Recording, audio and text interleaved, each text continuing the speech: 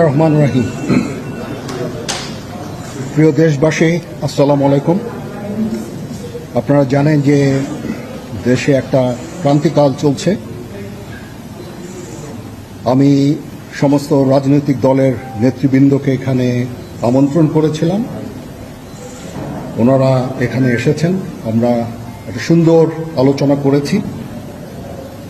সেখানে আমরা সিদ্ধান্ত নিয়েছি যে একটা ইন্টারিম গভর্নমেন্ট আমরা ফর্ম করব এবং ইন্টারিম গভর্নমেন্টের মাধ্যমে এদেশের সমস্ত কার্যকলাপ চলবে।